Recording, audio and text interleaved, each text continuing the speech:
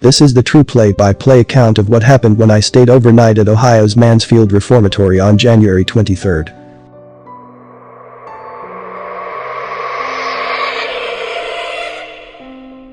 We finally arrive at the Mansfield Reformatory. After pulling through the gates and driving down the same long driveway, you can see a prison car drive down in the Shawshank Redemption. We find ourselves standing in the renovated foyer area. The crew consists of me, my photographer Aaron, and my friend Cameron. Our mission: to find out whether the place is really as haunted as they say. I consider myself a paranormal skeptic.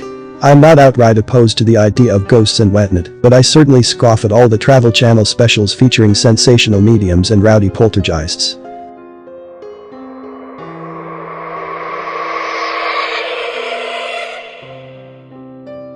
The lobby foyer area is filled with interesting historical artifacts from the prison during its operation. As we walk around killing time before the event begins at 10 p.m, Erin began to get some very weird vibes. I ask her what up and she says feels extremely uneasy. I decide to go to the restroom before we start. The only operating restroom is apparently pretty deep in the building, so I am escorted by an event staffer named Joe. Joe walks with a swagger, talking about the building and various ghost hunts he's worked in the past. Before I walk into the bathroom, he turns, looks me directly in the eye, and says, "And before you ask, yes, this place is definitely haunted." A chill goes down my spine. While Joe walks me back from the restroom, I ask what his spookiest experience in the prison was. "People will talk about hearing things and seeing shadow people, and we absolutely have that," he said after a brief pause, "but the creepiest experience I ever had was actually different. It took place in the solitary confinement cells. We had a group down there, and one girl, who was sitting in one of the cells, began giggling. The rest of the group was kinda angry because they were trying to focus on the tour and this girl just wouldn't stop laughing. I walked her out of there and almost immediately she began crying. I couldn't stop, she told me. Officially creeped out. We go back to the foyer and a staffer is reciting the rules. No Ouija boards, no seances, the employee says. "Yeah, because they'd work," Erin whispers under her breath to me.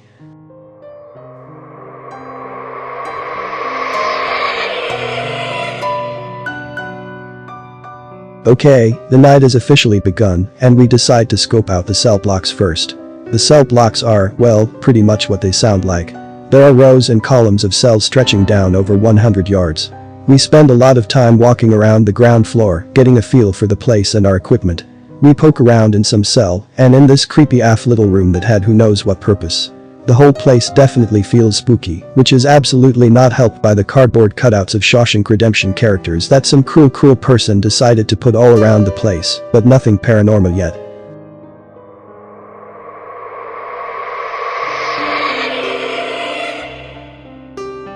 Then we decide to go to the attic and things get a little freaky.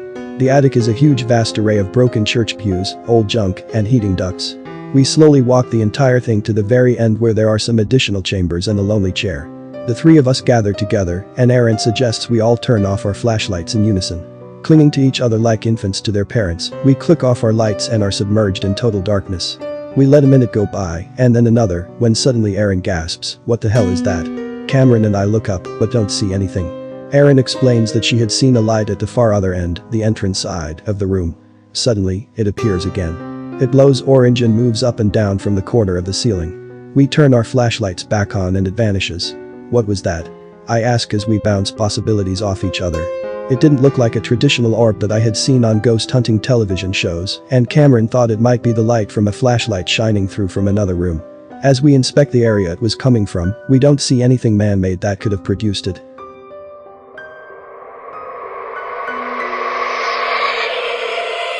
After a little more poking around, we leave the attic and scope out the chapel, which is also supposed to be riddled with paranormal activity. I sit in a pew in the first row and recite the Lord's Prayer. We take some photos and walk the room. Suddenly we hear a sound from the ceiling and all turn out flashlights toward it in panic. Just birds. Fucking birds perching on the church rafters. We decide to peace out and head upstairs from the chapel to the TB ward.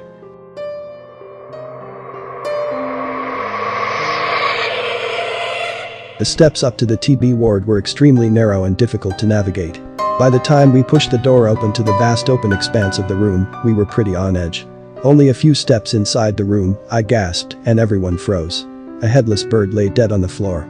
I let out a sigh as Cameron hit me, and we continued on our way. As it turned out, the whole room was riddled with dead birds, and totally freaked out not by the paranormal, but by the avian corpses, we decided it's time for a break.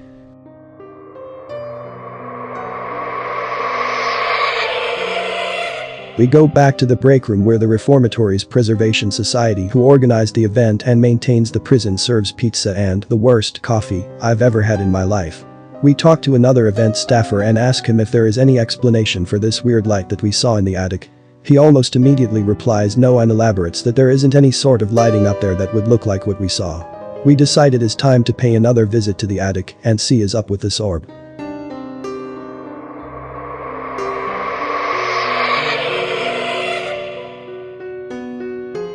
When we arrive back in the attic, we discover that we aren't alone. A couple of people are standing at the far end of the attic from where we originally saw the light, and something is going down. Using a flashlight and some sort of radio wave scanner, a woman is communicating with something, and it is freaky as hell. "If you are with us, please turn off the flashlight," she says, as the flashlight sitting on a crate begins to flicker on and off repeatedly. "Are you friendly or non-friendly?" the woman asks. "Non-friendly," I can make out through the static on the radio scanner, and a chill goes down my spine. "What's your name?" the woman asks, but the answer comes much less clearly. "Do you want us to be here? Do you want to talk to us?" The woman persists in asking, and the answer again comes out fuzzy, but sounds much more like a no than a yes. "If you want us to leave, turn off the flashlight," the woman says. The flashlight begins flickering on and off like mad. "Well, I guess if you don't want me here, I'll leave," the woman puts plainly. Since she had started communicating, a larger crowd is amassed, and we decide to move on until the area clears out a little bit. We decide to take the plunge to solitary confinement in the basement.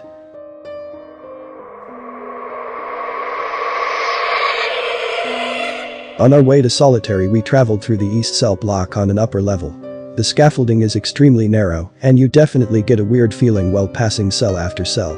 While we were walking through, however, Cameron, who was at the back of the pack, kept asking me to walk faster. By the time we reached the end, we were all basically sprinting.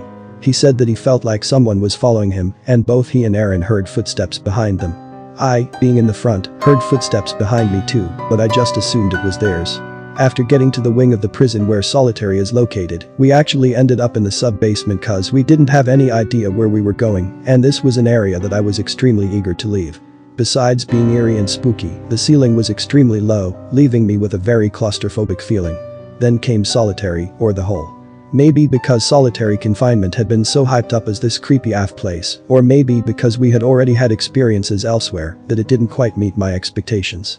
Erin said she got seriously intense vibes while walking through the south side of the solitary cells, but neither Cameron or I were really spooked or felt anything in the area.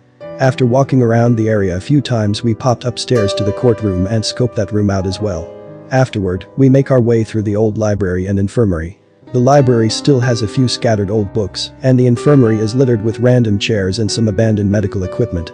After poking around the infirmary, we are all yawning pretty intensely and decide that we should go back to the break room one last time to caffeinate.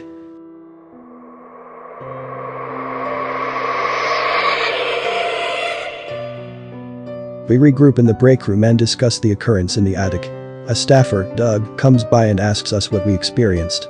He encourages us to check out the East Block showers, where apparently two spirits, Mr. Anderson and Mr. Saltz, reside. He also suggests that we should walk the front side of the East Cell block because he almost always hears footsteps behind him. Ironically enough, the East Cell block was exactly where we were when Cameron and Aaron heard footsteps behind them that I had previously dismissed. That happened to us. Cameron exclaimed after Doug finished, and the seasoned staffer just nodded with a smile. It wasn't a surprise to him. We all decide that it's time to break out our equipment. Aaron had brought a beginner's paranormal detection kit, and we examined what was in it. We had a clickable flashlight, motion detector, and radio wave scanner, with headphones. We head off to the showers to see if we could contact some ghosts ourselves.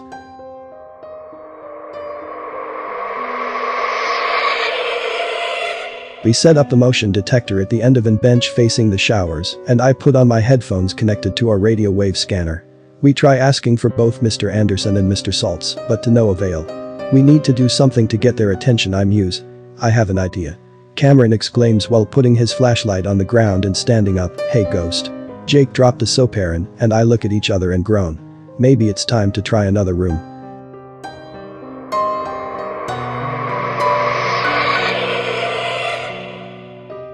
We decide to try our equipment in the room that has seen the most paranormal activity all night, so we once again return to the attic.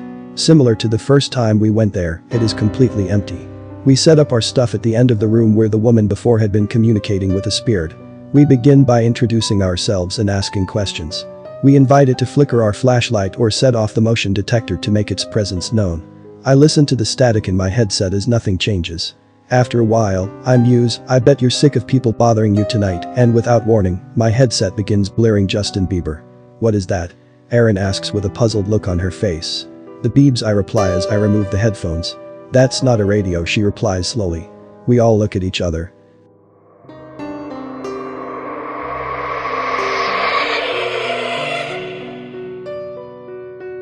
We don't have any further luck with using our amateur, i.e. pretty shitty, technology, so decide to pack it up and start the drive back to Columbus. Even after going over all the photos, videos, and notes I took, much remains inconclusive. We haven't found anything super paranormal on the footage we've gone through so far, so we are really left with the experiences we had in the prison. The attic was absolutely the most active for us, and absolutely surpassed my expectations. So much weird shit went down there, and nobody seems to have an immediate explanation.